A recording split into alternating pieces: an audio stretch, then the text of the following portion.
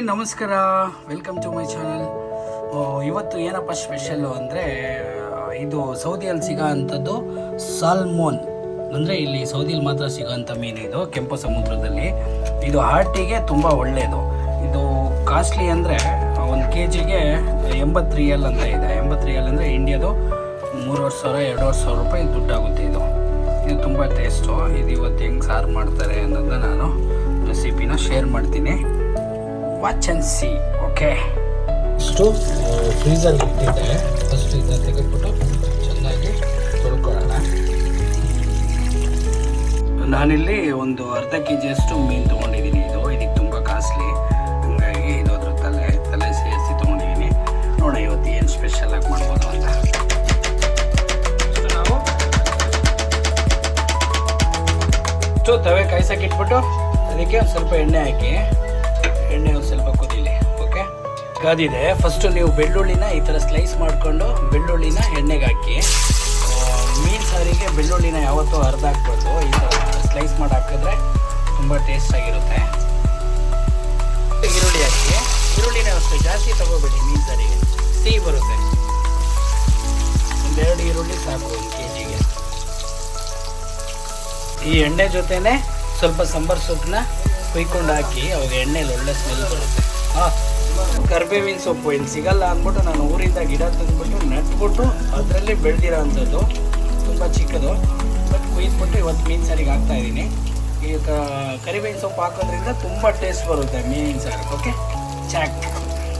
ಇವತ್ತು ನಾವು ಶಕಲೇಶ್ಪುರದ ಕರಿಬೇವಿನ ಸೊಪ್ಪಲ್ಲಿ ಮೀನು ಸಾರು ಮಾಡ್ತಾಯಿದ್ದೀವಿ.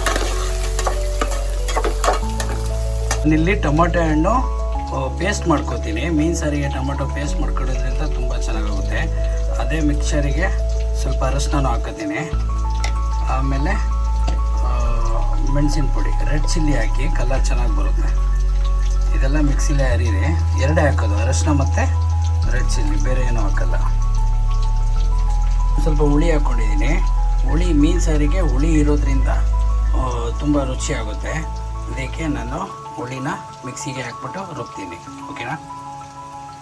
ನಮ್ಮದು ಮಸಾಲೆ ರೆಡಿಯಾಗಿದೆ. ಚಿಕ್ಕ ಚಿಕ್ಕ ಚಿಕ್ಕ ಚಿಕ್ಕ ಚಿಕ್ಕ ಚಿಕ್ಕ ಕೆಂಪು ಮಸಾಲೆ. ಇದನ್ನ ಇವಾಗ ಇಲ್ಲಿ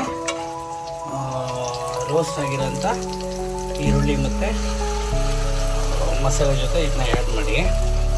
ಸ್ವಲ್ಪ ಎಣ್ಣೆಯಲ್ಲಿ ಮಸಾಲೆನ ಸ್ವಲ್ಪ ಫ್ರೈ ಮಾಡ್ಕೊಳ್ಳಿ, ಆವಾಗ ಇನ್ನೂ ರುಚಿಯಾಗುತ್ತೆ. ಓಕೆ,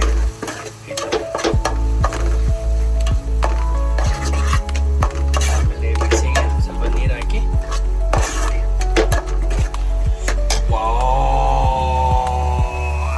ತೊಳೆದಿರೋಂಥ ನೀರನ್ನ ಅದಕ್ಕೆ ಮಿಕ್ಸ್ ಮಾಡಿ. ನೋಡಿ ನಮ್ಮ ಸಾಂಬಾರು ಎಷ್ಟು ಕೆಂಪು ಬಂದಿದೆ.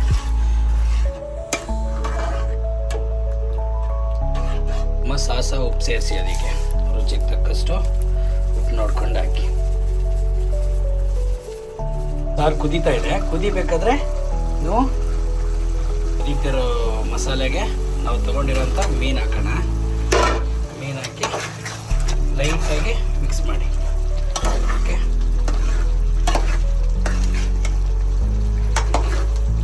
ಅಲ್ಲೆಲ್ಲ ಹಾಕೋಬೇಕಾದ್ರೆ ಇವಾಗ ಮೀನಲ್ಲಿರೋಂಥ ನೀರು ಕೊಡುತ್ತೆ. ಓಕೆ, ಸರ್ ರೆಡಿಯಾಗಿದೆ. ಮೀನೆಲ್ಲ ಬೆಂದಿದೆ. ಇವಾಗ ತಿನ್ನೋದೊಂದೇ ಬಾಕಿ. Fish koi.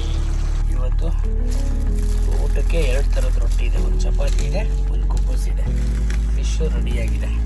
ಫಸ್ಟು ಚಪಾತಿ ಯಾವ್ದಾಕಂದ್ರೆ ಅವ್ರು ಕುಬ್ಬಸ್ ಹಾಕೊಂಡ್ರು. ಈ ಚಪಾತಿ ಹೋಟೆಲಲ್ಲಿ ಇದನ್ನು ಸ್ವಲ್ಪ ಓಪನ್ ಮಾಡು ಮಚ್ಚ. ವ್ಯೂವರ್ಸ್ ಸಿಗ್ತದೆ, ಇಲ್ಲಿಂದ ಓಪನ್ ಮಾಡು.